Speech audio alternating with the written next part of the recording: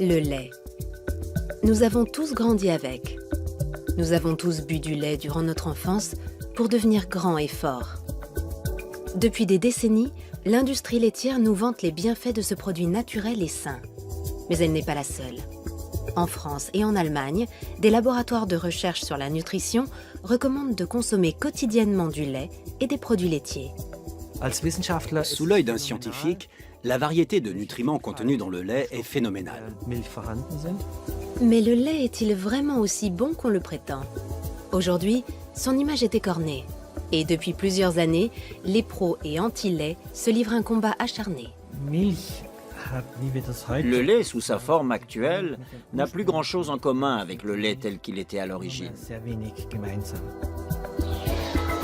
Pour ses détracteurs, le lait favorise les maladies dites de civilisation, comme les allergies, le diabète, la migraine et même le cancer.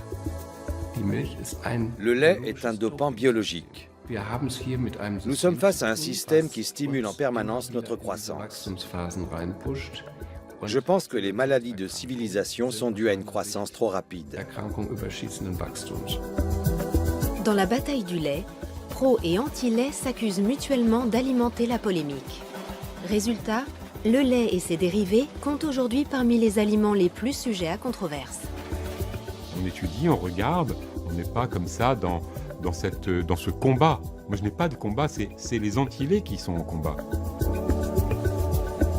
Alors, qui croire? Le consommateur est désorienté. Le lait est-il bon pour la santé? Ou est-il responsable de certaines maladies? Nous avons voulu faire toute la lumière sur cette question.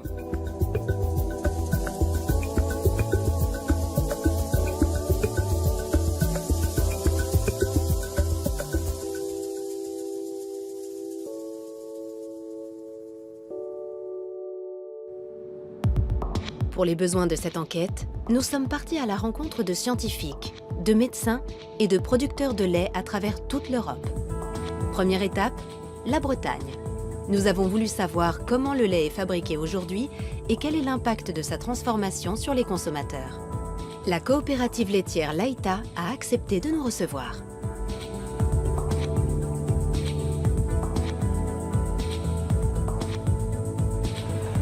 Chaque jour, 40 camions-citernes livrent le lait des éleveurs, soit 1 million de litres par jour. Le lait est ensuite transformé en fromage, en beurre ou en lait en poudre. Dominique Chargé, ici à droite, est le président de la coopérative. Pour ce représentant de l'industrie laitière, la controverse autour du lait n'est pas justifiée. Alors, le lait est un aliment recommandé par les nutritionnistes, c'est un aliment de base, c'est le premier que nous consommons à notre naissance et il est recommandé par le Programme national de nutrition santé. Mais comme tous les aliments, il est aujourd'hui soumis à une certaine controverse. Et pour autant, avec le niveau de sécurité sanitaire et le niveau de sécurité alimentaire que nous avons aujourd'hui dans la filière laitière, il n'y a jamais eu aussi peu de risques. Et pourtant, on entend bien des gens dire que le lait ne serait pas un bon aliment. Et je vous cite l'exemple du beurre qui, il y a 10 ans, était décrié parce qu'il était facteur de cholestérol, alors qu'aujourd'hui, le beurre est reconnu comme un bon aliment. Dès son arrivée dans une laiterie moderne comme celle-ci, le lait est transformé. Les étapes les plus importantes sont l'homogénéisation et la pasteurisation. L'homogénéisation consiste à réduire les particules de matière grasse pour éviter que la crème ne remonte à la surface. La pasteurisation consiste à chauffer le lait à une température de 72 à 75 degrés pendant 30 secondes. Cette étape vise à détruire les germes et les bactéries et à garantir la bonne conservation du lait. Dans cette entreprise, le lait pasteurisé est transformé en différents produits, comme par exemple le fromage. Malgré un mode de production industriel, la direction de Laïta affirme que ces produits restent naturels. Fabriqués de façon traditionnelle, ils seraient sains et sans danger.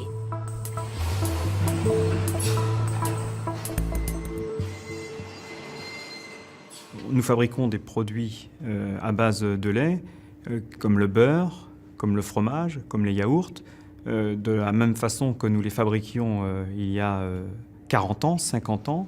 avec des techniques et des process qui sont sans doute nouveaux, mais qui sont aujourd'hui contrôlés et qui sont reconnus et qui sont soumis à une réglementation très stricte. Et je pense qu'avec le niveau de sécurité sanitaire et le niveau de sécurité alimentaire qu'il y a aujourd'hui dans la filière laitière, le lait est un excellent produit et que l'on peut consommer sans problème.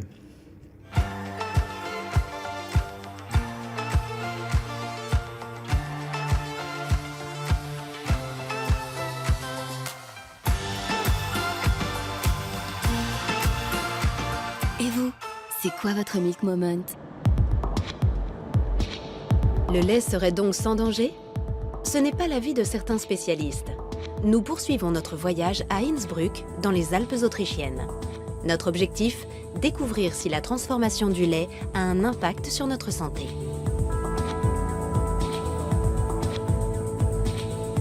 Nous avons rendez-vous au cabinet du docteur Maximilian Ledorowski.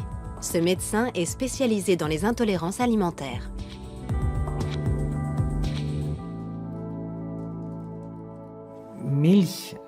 Le lait, sous sa forme actuelle, n'a que très peu de points communs avec le lait tel qu'il était à l'origine.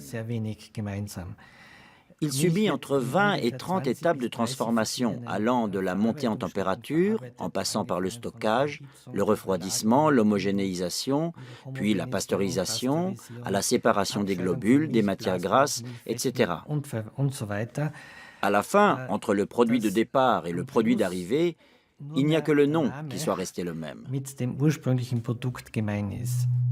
Parmi les patients du docteur Ledorowski, beaucoup souffrent d'intolérance alimentaire.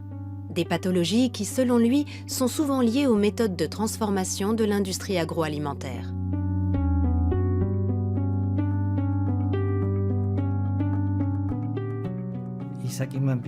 Je dis toujours avec ironie que je soigne les maladies que les nutritionnistes ou les médecins-chercheurs en nutrition ont créées grâce à leurs recherches. Les produits laitiers modernes sont particulièrement visés. Pour le docteur Ledorowski, c'est la transformation du lait qui pose un problème.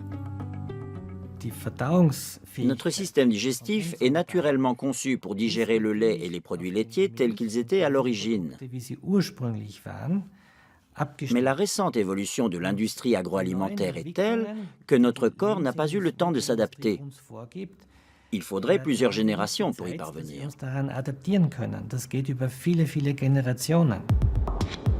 Les méthodes de transformation modernes ont-elles fait du lait un produit industriel difficile à assimiler? Voyons ce qu'en pensent les établissements de renom spécialisés dans la nutrition. En France, l'Institut Pasteur de Lille est le premier centre de recherche fondamentale au monde.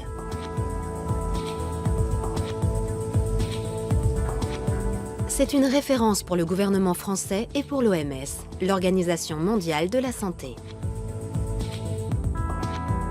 Jean-Michel Le Serre dirige le service de nutrition de l'Institut.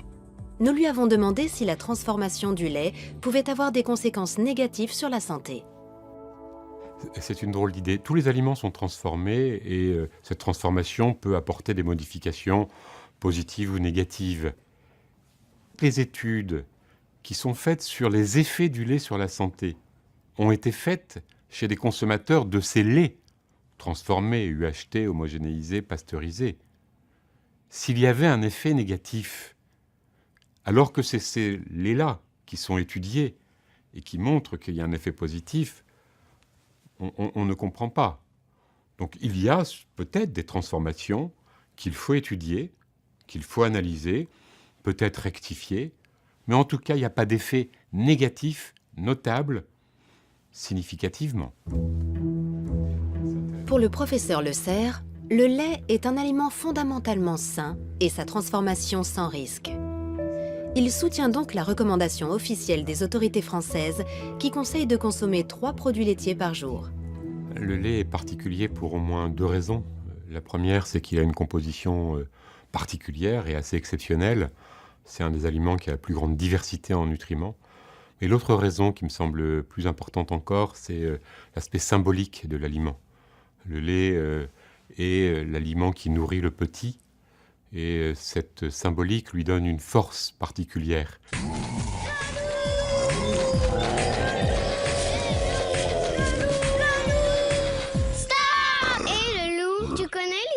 de Paf Paf Paf le loup? Alors, c'est l'histoire de 3 petits cochons qui mangeaient 3 produits laitiers par jour. Quand tout à coup, paf, paf, le loup! Les produits laitiers sont nos amis pour la vie. En Allemagne aussi, l'Institut national de nutrition financé par l'État encourage la consommation de produits laitiers.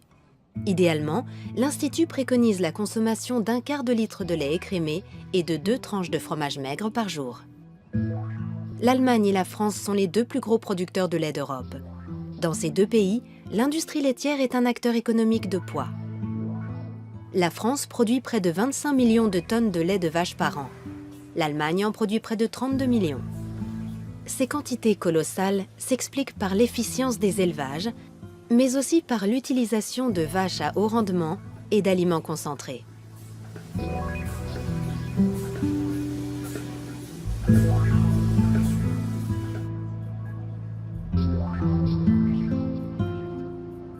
Intéressons-nous maintenant aux méthodes de fabrication dites conventionnelles.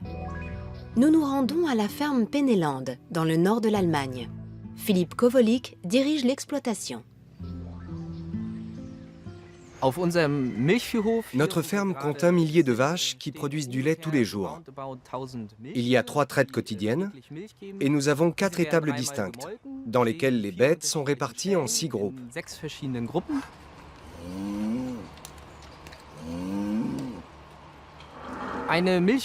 Au cours de leur vie, nos vaches laitières fournissent 28 000 litres de lait, soit une moyenne de 9 500 litres par an.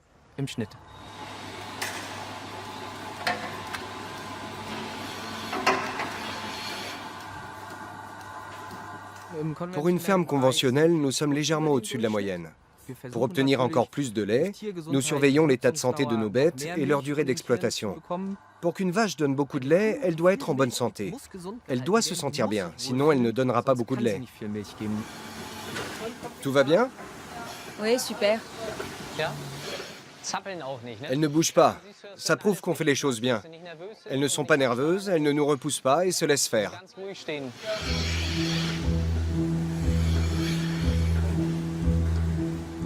La qualité du lait et de ses nutriments est liée aux conditions d'élevage des bêtes, à leur état de santé et à leur alimentation.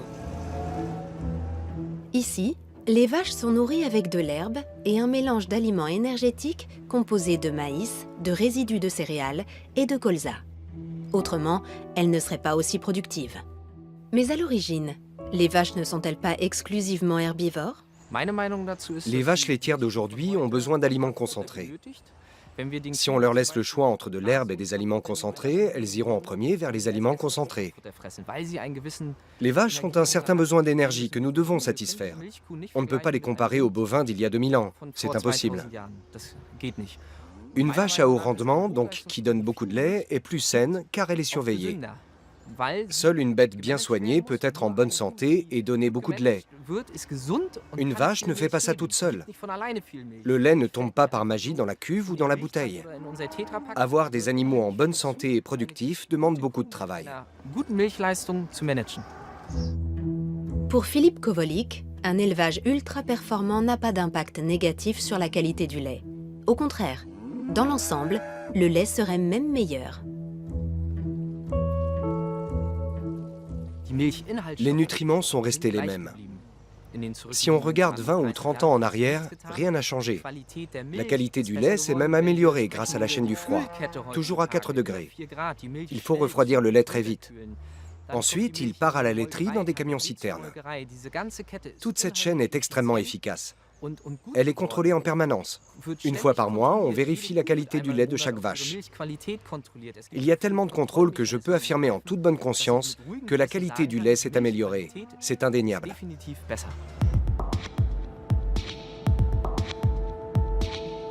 La qualité du lait s'est-elle réellement améliorée? Pour en avoir le cœur net, nous nous rendons à la clinique Paracelsus dans le nord-est de la Suisse. Ce centre de médecine globale propose, en plus de la médecine conventionnelle, des méthodes complémentaires comme l'homéopathie. Thomas Rau est le médecin-chef de la clinique. Depuis des années, il dénonce les méfaits des produits laitiers, plus précisément ceux d'une protéine contenue dans le lait, la bêta-lactoprotéine, qui peut provoquer des allergies. Les vaches ont changé. Elles sont nourries différemment. Chez la vache aussi, l'alimentation joue un rôle essentiel, car ce qu'elle mange se retrouve dans son lait. De nombreuses analyses prouvent que le lait a fondamentalement changé depuis 1983. Il contient désormais beaucoup plus de bêta-lactoprotéines. De façon générale, il est plus riche en protéines. En revanche, il contient nettement moins d'acides gras de type oméga 3. Il a également perdu énormément d'oligo-éléments. En définitive, le lait est quasiment devenu un produit industriel. Ce n'est plus le même lait. Quelles sont les conséquences d'une telle évolution sur l'homme? Pour le savoir, nous reviendrons plus tard vers le Dr Rau. En attendant, peut-on penser qu'il y a moins de risques avec le lait bio? Et quelle est la différence entre le bio et le conventionnel? Nous poursuivons notre voyage en Suisse à la ferme Rheinau. Cette exploitation bio observe le cahier des charges strict des directives écologiques Déméter. La ferme compte 70 vaches seulement. Elles ont encore des cornes et chacune a un petit nom. Martin Ott est un agriculteur bio. Il est aussi l'ancien directeur du site. En termes de production, Martin Ott s'est fixé pour objectif de ne pas mettre ses vaches sous pression. Il y a 200 ans, la championne du monde produisait environ 2000 kilos de lait par an. Aujourd'hui, on en est à 27 000. Une telle quantité de production ne peut se faire qu'au détriment de la santé des bêtes. En plus, nous avons des surplus de production. Résultat, les prix baissent, la pression augmente encore plus, et nous voici dans la spirale que nous connaissons. Mais j'ai fait une découverte formidable. Il suffit de bien comprendre la vache. Il faut la comprendre dans ce qu'elle fait de mieux, et lui rendre ce rôle qu'elle a toujours joué, et qui consiste à manger de l'herbe.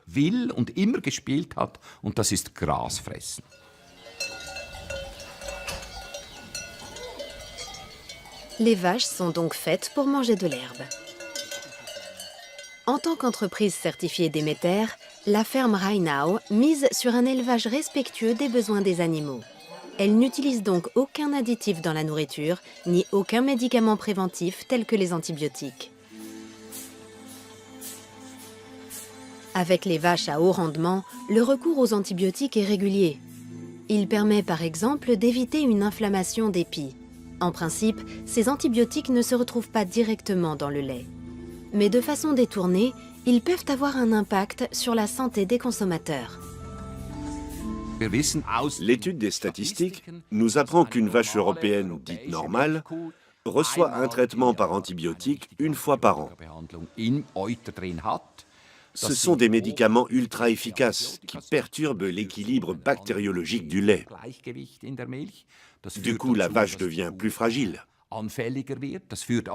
Autre conséquence, les antibiotiques sont éliminés dans l'urine et dans les excréments qui s'infiltrent dans le sol. Ils modifient la microbiologie des sols, qui modifie la croissance des plantes. Le cycle est sans fin. Avec le temps, l'homme développe une résistance aux antibiotiques, qui deviennent moins efficaces, mais dont nous avons besoin dès que nous sommes malades. Ici, le nombre de vaches dépend de la surface nutritive au sol. C'est une économie circulaire qui inclut l'agriculture et qui se suffit à elle-même, avec pour conséquence des tarifs au litre beaucoup plus élevés. La ferme se présente comme le contre-modèle d'un élevage dit conventionnel, qui pour la plupart achète des aliments contenant du maïs et de l'huile de palme sur le marché international. Si on ne change rien à ce système et qu'on veut produire les mêmes quantités de lait qu'à l'heure actuelle, on ne peut pas faire du bio, car le bio reste un système. La production mondiale de lait à partir de l'herbe sera toujours limitée, notamment par les vaches. Si on encourage ce système, il y aura moins de lait et son prix remontera. Il sera peut-être plus cher que le Coca-Cola, mais ce sera à nouveau le prix juste. Le lait retrouvera alors toute sa place dans notre alimentation. Il ne sera plus un produit comme les autres, un produit industriel qu'on trouve partout, sous toutes les formes. Voilà comment je vois les choses. Le lait bio serait donc une alternative durable à la production de lait industriel dans le monde. Mais est-il aussi plus sain? Nous partons à Karlsruhe, dans le sud-ouest de l'Allemagne. L'Institut Max Rubner est le centre de recherche national pour l'alimentation et la nutrition. Nous avons rendez-vous avec le professeur Bernhard Watzel. Il dirige le département de physiologie et de biochimie de la nutrition.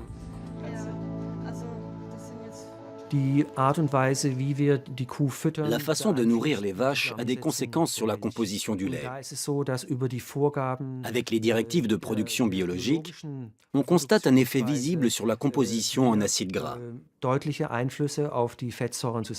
En général, dans un lait bio, nous avons des compositions plus intéressantes, avec de fortes concentrations en nutriments essentiels, comme les oméga 3. On en trouve en général 50% de plus. À long terme, cela peut présenter un certain avantage, mais un avantage somme toute très relatif. Pour le professeur Watzel, le lait est un aliment sain et le lait bio l'est un peu plus encore. Pourtant, de nombreuses personnes ne supportent pas le lait. La cause la plus connue est l'intolérance au lactose. En Europe centrale, près d'une personne sur 7 est concernée. Depuis quelques années, on s'intéresse beaucoup à l'intolérance au lactose. De plus en plus de personnes pensent souffrir de cette pathologie. Mais au fait, qu'est-ce qu'une intolérance au lactose ? Nous avons posé la question au docteur Ledorowski, spécialiste des intolérances alimentaires à Innsbruck. En réalité, l'intolérance au lactose représente la norme. Car une fois sevré, 75% de la population mondiale perd la capacité à digérer le lactose. Et lorsqu'il ne peut pas être digéré, le lactose est fermenté par les bactéries qui se trouvent dans l'intestin. Le problème, c'est que ces produits de fermentation peuvent provoquer des maux de ventre, des diarrhées, des ballonnements, etc.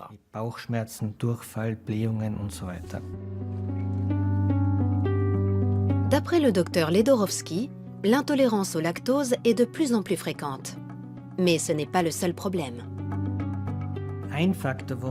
Ce phénomène s'explique notamment par une augmentation de la consommation de lait.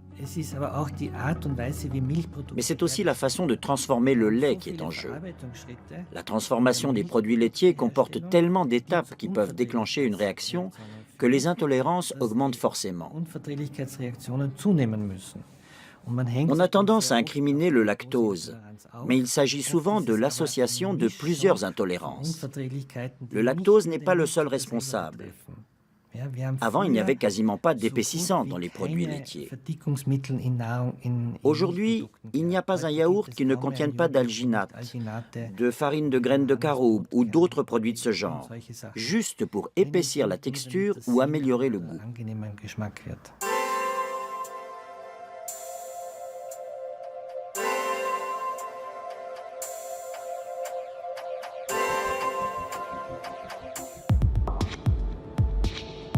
La publicité pour les produits laitiers incite à consommer plus de lait. En même temps, les intolérances sont de plus en plus nombreuses et le lactose n'est pas le seul en cause. Bien souvent, les symptômes sont inattendus. Cet homme en a fait l'expérience. Alain Gouriou vit avec sa famille près de Paris. Avant, il mangeait plusieurs yaourts par jour. Puis, il a commencé à souffrir de migraines. Il n'a d'abord pas fait le rapprochement avec sa consommation de produits laitiers. J'avais des maux de tête persistants, environ 2 à 3 céphalées par mois, qui pouvaient s'étaler sur 2 ou 3 jours si je ne les gérais pas avec de l'ibuprofène. Et donc, ça faisait partie de ma vie quotidienne. J'étais quelqu'un qui avait beaucoup de maux de tête. Donc je me suis dit, je vais aller voir un neurologue, et il se trouvait que ce soit le docteur Aranda. Le docteur Aranda exerce dans une clinique de Courbevoie en banlieue parisienne. Ce neurologue reçoit souvent des patients comme Alain Gouriou. 20 et quelques années que je conseille d'arrêter le lait aux gens qui ont des maux de tête, vous êtes peut-être le 3 millième à me donner le même témoignage. Donc la répétition de l'expérience est toujours un argument de véracité, si on peut dire. Alors, je suis arrivé donc dans le cabinet de Dr Aranda, je lui ai exposé mon problème qui était effectivement donc des céphalées assez régulières.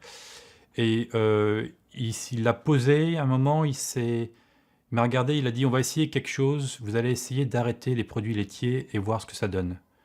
J'étais un peu déçu, je me suis dit tout ça pour ça, un mois d'attente, voilà, pour arrêter les produits laitiers. Donc c'est vraiment ça, enfin c'est la discussion qu'on a eue ensemble. Je pense que la dégradation, enfin la mauvaise dégradation du lactose va entraîner la production de déchets qui vont, comme tous les déchets, avoir des effets toxiques, un peu entre guillemets, hein, c'est une toxicité relative, mais une toxicité quand même, et qui vont générer des maux de tête. Simplement, j'ai des milliers de patients qui avaient des maux de tête et qui ont vu leurs maux de tête disparaître quand ils ont arrêté de consommer du lait. Bien, et les maux de tête, donc il n'y en a pratiquement plus. Il y en a eu quelques-uns récemment qui sont revenus, mais vraiment, enfin pas aussi, vraiment... Très léger. Très très léger, voilà. Alors, quasiment du jour au lendemain, quand j'ai arrêté les yaourts, le lait, la crème, je n'ai plus de maux de tête. C'est-à-dire qu'en fait, mes épisodes de céphalée que j'avais tous les semaines, tous les 2 semaines, se sont tout simplement arrêtés, quasiment du jour au lendemain. Maintenant, est-ce que c'est lié directement à la non-consommation de produits laitiers? Ça, je ne pourrais pas vous dire. Mais la coïncidence est quand même frappante que quasiment du jour au lendemain, j'arrête le lait, les crèmes et les yaourts et que je n'ai plus de maux de tête, ou que des maux de tête très légers qui durent très peu de temps, que je n'ai même pas à traiter avec de l'ibuprofène.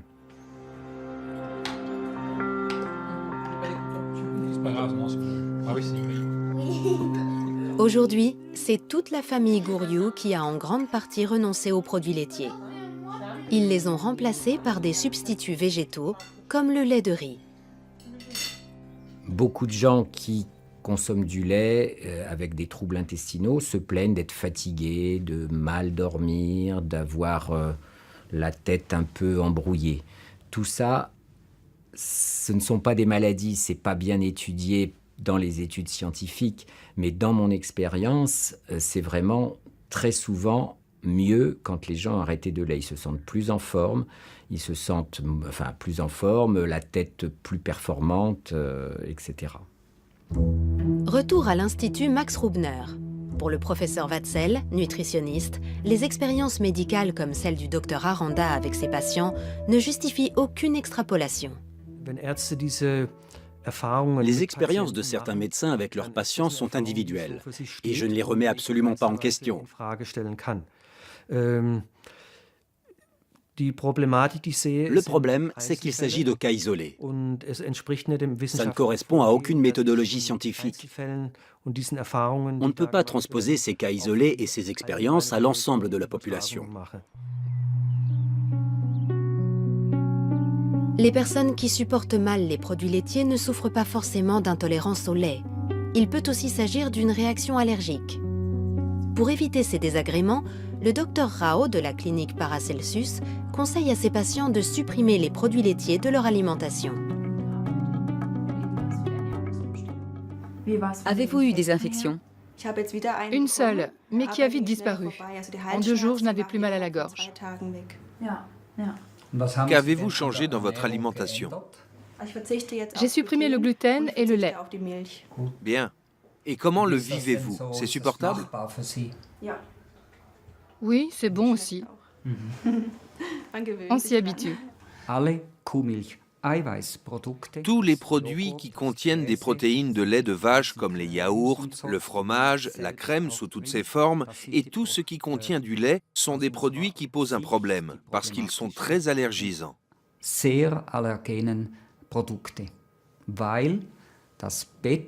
La bêta-lactoprotéine, la protéine de lait de vache, est de loin l'allergène alimentaire le plus fréquent. Beaucoup plus fréquent que le lactose et beaucoup plus fréquent que le gluten, les fruits à coque ou autres.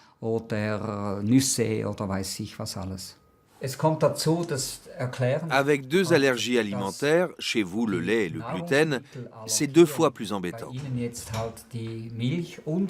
Car elles peuvent détruire la flore intestinale et même la muqueuse intestinale.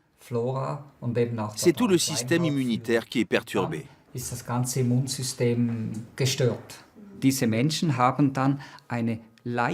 Ces personnes ont un taux d'histamine légèrement plus élevé.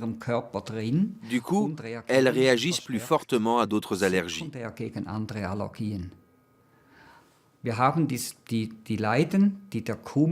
Les personnes allergiques au lait de vache, et plus rarement les patients allergiques au gluten, donc atteints de la maladie cœliaque, peuvent avoir des allergies secondaires.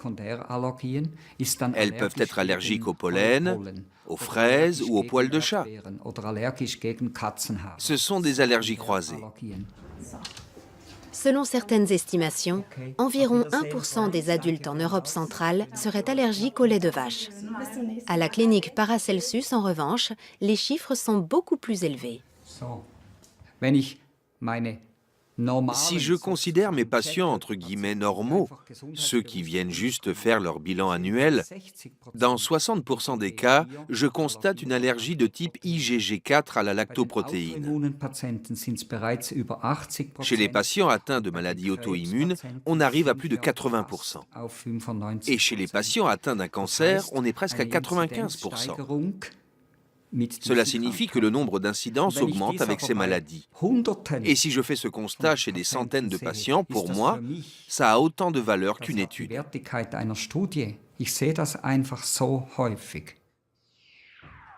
D'après les conclusions du Dr Rao, le lait et ses dérivés peuvent aussi provoquer des troubles immunitaires, c'est-à-dire un affaiblissement chronique de notre système de défense. La conséquence est une plus grande fragilité face aux infections, comme l'angine chronique ou la sinusite chronique. 1 litre de lait contient le lait de plusieurs milliers de vaches. Et ces milliers de vaches sont traitées avec des antibiotiques. Et la pasteurisation modifie les protéines. Cela crée un désordre immunologique.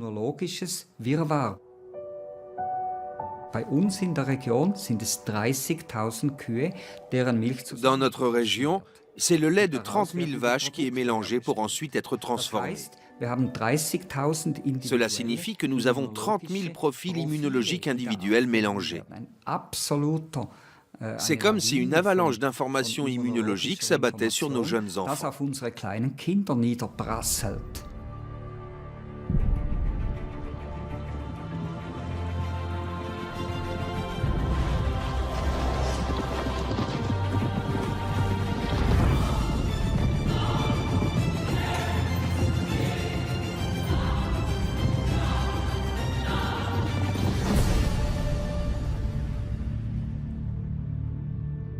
Le lait, une force de la nature. Le lait est souvent associé aux enfants. Depuis des décennies, on dit que les enfants doivent boire du lait. Nous avons tous grandi avec l'idée que le lait est bon pour la santé, que le lait fait grandir, que le lait renforce les os. Quand j'étais petit, le lait était un élément essentiel de notre alimentation. On n'avait pas besoin d'explications ni de raisons particulières, c'était comme ça. Les centres de recherche comme l'Institut Pasteur de Lille le confirment. Le lait est particulièrement recommandé aux enfants. Il a une grande diversité. Il contient des protéines de très grande qualité, de très grande diversité, avec des spécificités au niveau de leur efficacité pour faire grandir.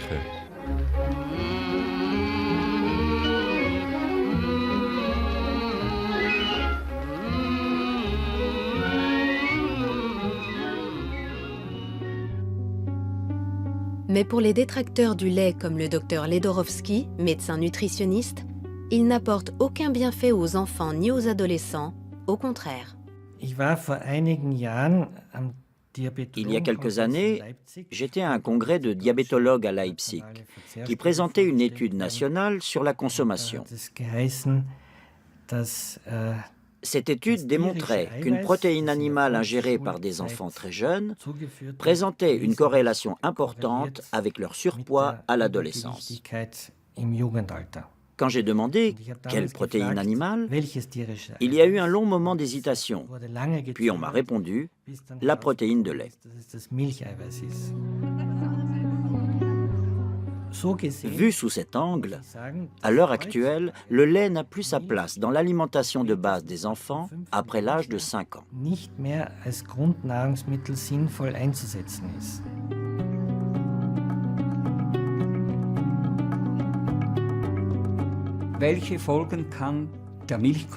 La consommation de lait peut avoir des conséquences très différentes sur les enfants. Ils peuvent développer des allergies, de l'asthme, et même à long terme, avec l'hyperstimulation du système immunitaire, des maladies auto-immunes.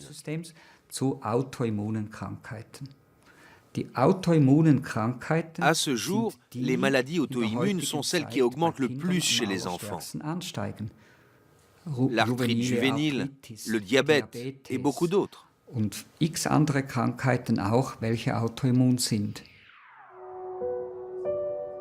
Le lait est-il vraiment à l'origine de ces maladies?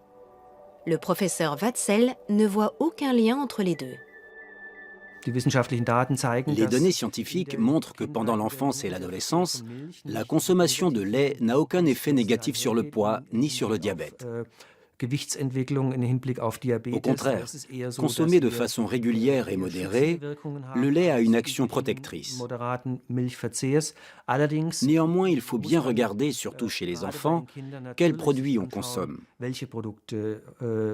Car de nombreux produits à base de lait contiennent beaucoup de sucre ajouté.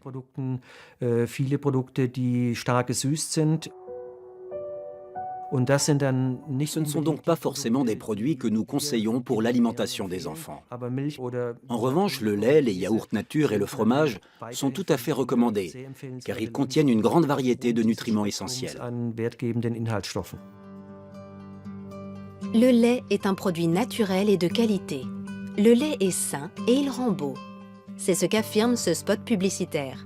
Un message qui n'est pas si éloigné de l'adage selon lequel, grâce à sa forte teneur en calcium, le lait favorise le développement des os chez l'enfant et prévient l'ostéoporose chez l'adulte.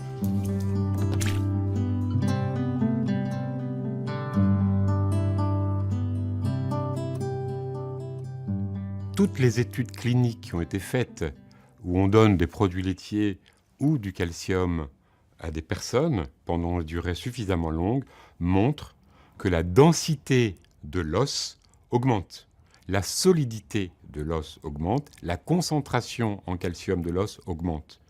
Et donc, toutes les études montrent que les produits laitiers contribuent à la lutte contre l'ostéoporose, mais ne suffisent pas, car c'est une maladie complexe où les facteurs sont multiples. Le lait et ses dérivés sont riches en calcium, c'est un fait. Admettons maintenant que nous ayons besoin de 1200 mg de calcium par jour pour avoir des os en bonne santé. Cela voudrait dire que nous devons boire 1 litre de lait par jour. Cela signifierait aussi que tous les mammifères, une fois sevrés, n'ont plus cette source de calcium et sont sujets à l'ostéoporose. Par extension, toutes les personnes sevrées et intolérantes au lactose souffriraient d'ostéoporose. Or, on constate exactement le contraire. Dans les pays où l'intolérance au lactose est endémique, les cas d'ostéoporose sont beaucoup plus rares que dans les pays où il y a peu d'intolérance. C'est le cas de l'Allemagne et de la Scandinavie, où la consommation de lait est la plus importante. En Suède notamment, la consommation de lait est très élevée. Il y a 2 ans, une étude suédoise a fait couler beaucoup d'encre en France et en Allemagne. Selon cette étude, les personnes qui boivent beaucoup de lait ont un risque de fracture osseuse plus élevé et une espérance de vie plus courte.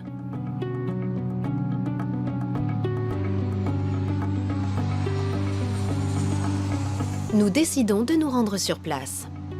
À l'université d'Uppsala, nous avons rendez-vous avec le professeur Carl Michaelsson, nutritionniste.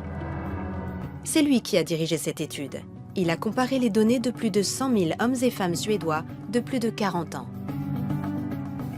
Chez les femmes, nous avons découvert un risque élevé de fractures, des fractures de la hanche en particulier. C'est la fracture la plus grave chez les personnes âgées. Nous avons également noté un taux de mortalité plus important chez les femmes qui boivent beaucoup de lait.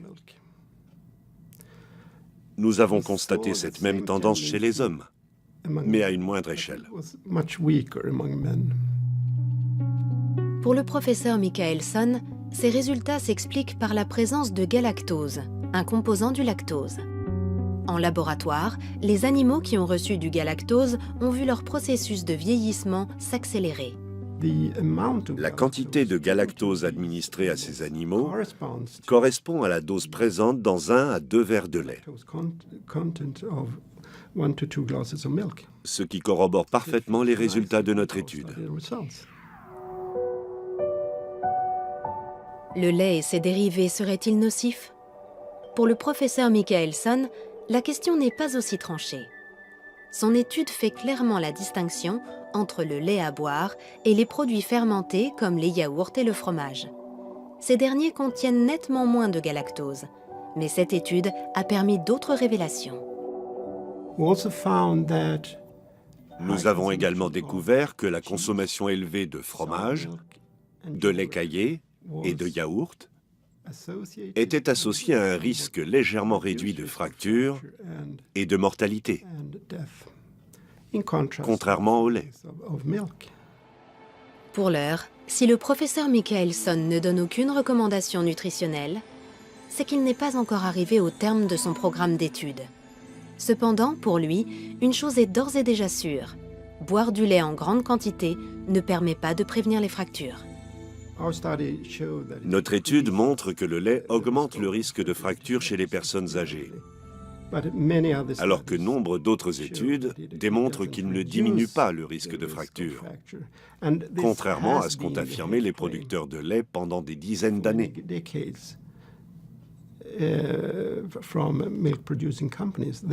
Ils prétendaient que boire de grandes quantités de lait permettait de renforcer les os, mais les preuves sont très maigres.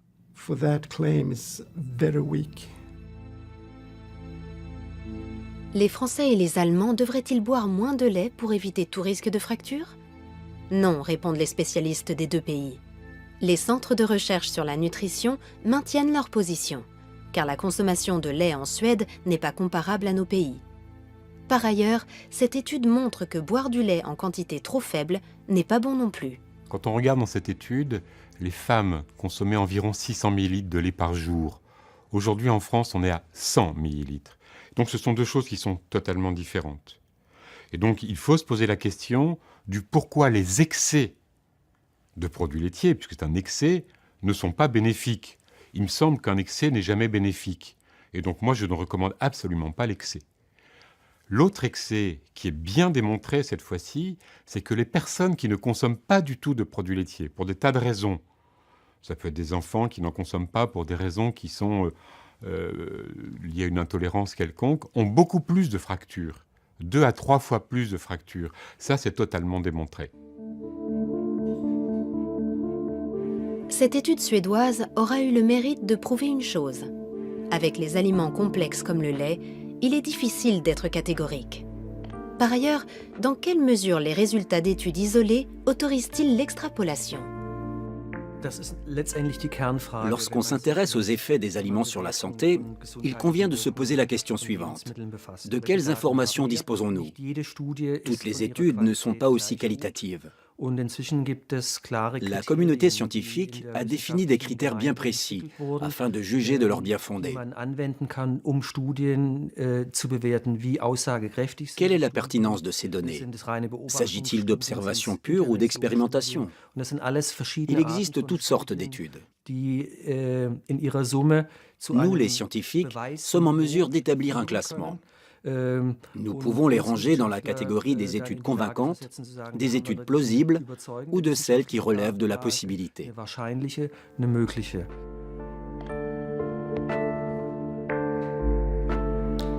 Pour la science, seule l'exploitation de plusieurs études est pertinente. c'est ce qu'on appelle les méta-analyses.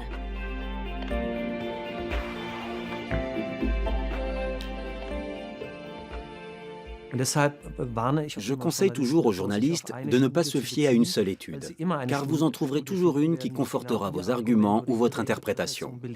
Mais du point de vue scientifique, ce n'est pas juste.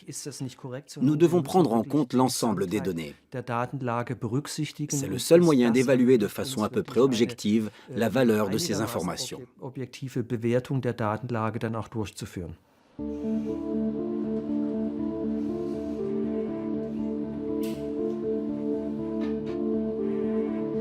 Dans l'ensemble, les médecins qui, contre l'idée générale, recommandent de supprimer le lait, ne s'appuient pas sur des études.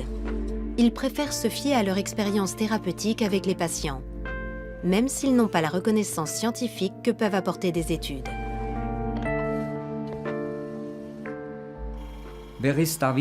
Qui est scientifique et qui ne l'est pas? Qu'est-ce qui définit le caractère scientifique d'une chose? Une étude, c'est l'analyse d'un groupe de personnes relativement important selon certains critères. C'est exactement ce que je fais. J'étudie un immense groupe de patients depuis 30 ans. Entre 100 et 300 personnes viennent ici chaque jour. Nous leur donnons des conseils et leur santé s'améliore. Pour moi, c'est beaucoup plus empirique et scientifique que certaines études mensongères.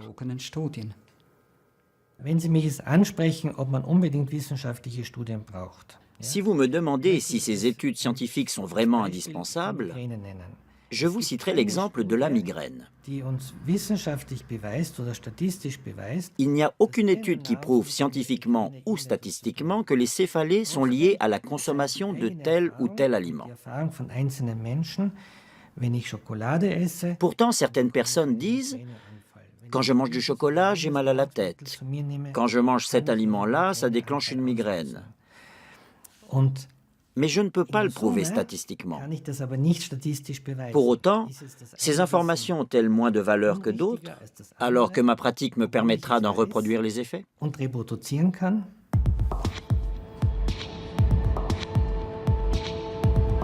Les anti-laits pointent un autre problème, le manque d'indépendance de certaines études, ou encore les liens entre les scientifiques et l'industrie.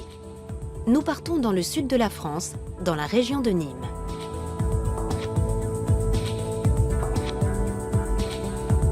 Thierry Soucard est journaliste scientifique. Il est aussi éditeur et auteur militant. Il a écrit plusieurs livres très critiques sur le lait. Son cheval de bataille, dénoncer les liens entre les spécialistes de la nutrition et l'industrie agroalimentaire en France. La recommandation française de consommer 3 à 4 produits laitiers par jour ne repose sur rien. Elle ne repose sur aucune base scientifique sérieuse. Elle ne repose que sur la proximité entre les pouvoirs publics français, les personnes qui décident de la nutrition en France et l'industrie laitière. Cette proximité, je l'ai exposée en donnant les noms des responsables français dans mes livres, sans jamais avoir eu de procès ni de demande de rétraction. Thierry Soucard pose un regard critique sur l'Institut Pasteur qui, selon lui, n'est pas tout à fait indépendant financièrement. L'Institut Pasteur de Lille est un institut qui est en situation financière délicate et qui donc dépend beaucoup de l'argent de l'industrie et notamment de l'argent de l'industrie laitière. L'Institut Pasteur est une fondation privée d'intérêt public, financée en grande partie par des missions de recherche et de conseil privés. Parmi les mécènes et les mandataires de ces missions, on trouve des groupes laitiers comme Danone et Lactalis. Il reçoit un tout petit peu de fonds de l'État, mais très peu, puisque je vous disais qu'il est autofinancé à 80%. Et puis le reste, c'est l'avis d'un service de recherche comme les autres. Tous les services de recherche en France, tous, ont un double financement qui est le financement propre ou financement de l'État et les financements privés. Tous les services de recherche en France sont comme ça. Thierry Soucard dénonce aussi les liens entre le professeur Le Serre et l'industrie laitière. Le professeur Le Serre est membre du comité scientifique de l'OCHA, l'Observatoire CNIEL des habitudes alimentaires. Cette organisation est chapeautée par le Centre national de l'économie laitière. Pour Thierry Soucard, il y a conflit d'intérêts. Quel conflit d'intérêts? Moi, je fais partie de ce groupe bénévolement. Voilà, donc c'est un groupe de chercheurs, des sociologues, des psychologues, des nutritionnistes. On se réunit, on mène des travaux, on dirige des thèses, on organise des colloques. On fait ça parce qu'on est passionné par notre métier. Je ne vois pas très bien où le conflit d'intérêts. Il n'y a que lui qui n'y voit pas de problème. Toute la presse y voit un problème. Tous les gens qui s'occupent d'éthique voient un problème avec les conflits d'intérêts entre chercheurs et industriels.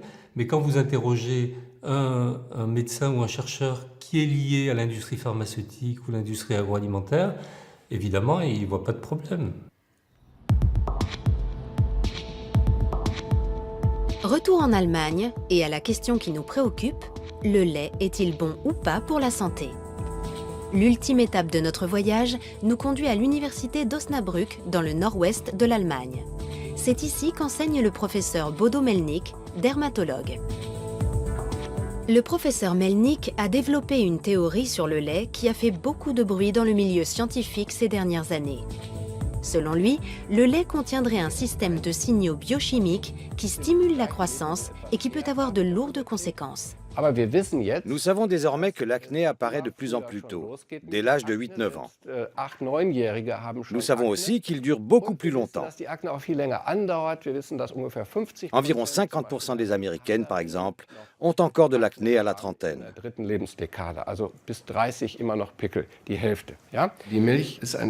lait est un sujet passionnant. En 2008, l'université de Harvard a publié les résultats d'une étude épidémiologique. Celle-ci montrait pour la première fois que la consommation de lait favorisait l'acné. Je me suis demandé, mais comment est-ce possible? Comment le lait peut-il avoir une action sur les glandes sébacées? Il doit forcément agir de l'intérieur. En clair, il doit envoyer un signal. Nous avons donc redéfini le lait. Nous avons décrété qu'il ne s'agissait pas d'un aliment ordinaire.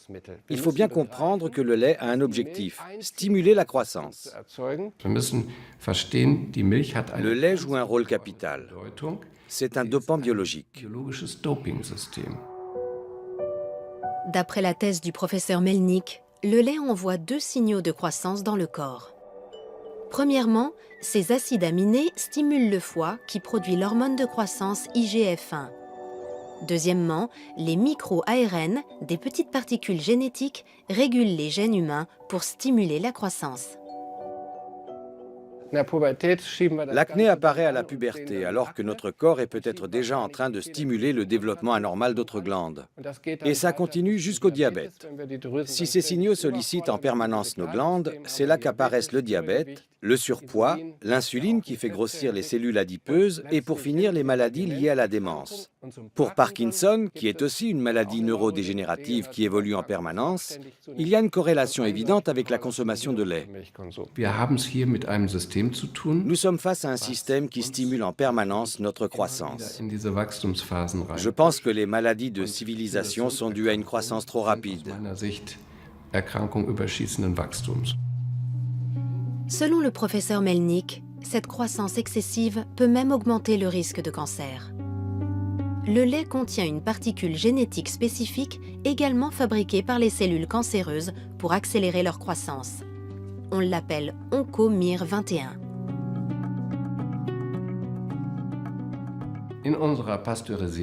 En buvant du lait pasteurisé, nous absorbons des OncoMIR21.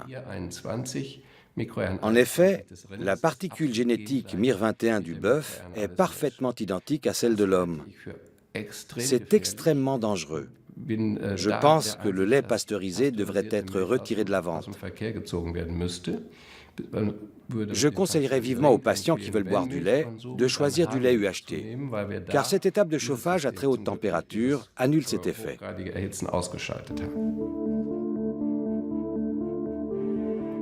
La théorie du professeur Melnick est encore isolée. La plupart des spécialistes en nutrition la rejettent en bloc. C'est le cas du professeur Watzel de l'Institut Max Rubner. J'ai rencontré le professeur Melnick à plusieurs reprises. Nous avons eu de longues discussions, parfois même au sein d'un comité d'experts. Son hypothèse est intéressante, mais il n'a aucune preuve dans la pratique. Les données issues d'études expérimentales ou d'observations sur des humains indiquent le contraire. En clair, la majorité des études démontrent qu'il n'y a aucun rapport entre le lait et les maladies de civilisation. Seules les études sur le cancer sont plus nuancées. Si la consommation de lait augmente légèrement le risque de cancer de la prostate, elle diminue celui du cancer du côlon. Et pour les autres formes de cancer, les chercheurs ne voient aucun lien avec le lait. Pour ce qui est du cancer, il faut bien faire la part des choses. La seule conclusion pertinente du point de vue clinique concerne le cancer de la prostate, pour lequel une forte consommation de lait peut avoir des effets négatifs. Nous arrivons au terme de notre voyage. Savons-nous à présent si le lait est bon ou mauvais pour la santé? Les réponses sont contradictoires, les études pas vraiment parlantes. Alors qui croire? Les scientifiques qui ne jurent que par les études? Ou les médecins qui s'en remettent à leur expérience clinique? Si vous me demandez, je vous dirai que c'est moi qu'il faut croire. Je pense tout simplement que j'ai raison et que mon expérience personnelle le confirme. Je nage peut-être à contre-courant, mais je suis médecin. Je pratique la médecine traditionnelle et non la médecine parallèle. Je ne me base pas sur des croyances ésotériques quelconques, mais purement et simplement sur des études que j'ai menées moi-même et sur mon expérience personnelle. L'expérience face à la science. Pour la plupart des spécialistes en nutrition, les anti-laits sont des agitateurs motivés par des raisons idéologiques. Il faut séparer l'idéologie et la nutrition, ne pas moraliser la nutrition. Que le lait ne convienne pas à certains, c'est tout à fait normal. Qu'il ne soit pas parfait, c'est tout à fait normal. Qu'il y ait des études qui soient complexes et contradictoires, c'est normal. On étudie, on regarde. On n'est pas comme ça dans ce combat. Moi, je n'ai pas de combat, c'est les anti-laits qui sont en combat. À travers la publicité, l'industrie laitière a toujours tout fait pour préserver l'image du lait. Et ça marche. Malgré les critiques, l'image positive du lait ancrée dans l'esprit des consommateurs est restée intacte. J'ai un profond respect pour les performances en marketing des industriels. Ce sont des pros. Ils ont réussi à retourner l'opinion. C'est un lavage de cerveau qui dure depuis 30 ans. Ils ont tellement bien réussi qu'aujourd'hui, tout le monde est convaincu que le lait est bon pour la santé. Parmi les experts, le débat reste ouvert. Faut-il oui ou non consommer du lait? Les avis sont partagés. Sur le plan nutritionnel et physiologique, le lait est riche en nutriments essentiels. Il regorge de protéines, de minéraux et surtout de calcium. Du point de vue scientifique, tous ces arguments plaident en faveur d'une consommation modérée mais régulière.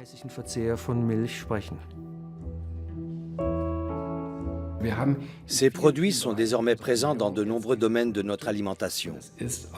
À mon avis, nous sommes clairement dans l'excès. Au bout de plusieurs dizaines d'années, cela entraîne une stimulation excessive. L'effet n'est pas immédiat.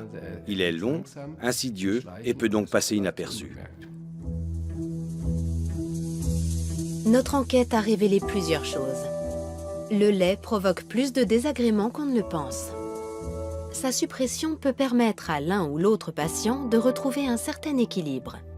Quant à savoir s'il peut favoriser certaines maladies, les avis divergent. Chacun se fera donc sa propre idée sur la question.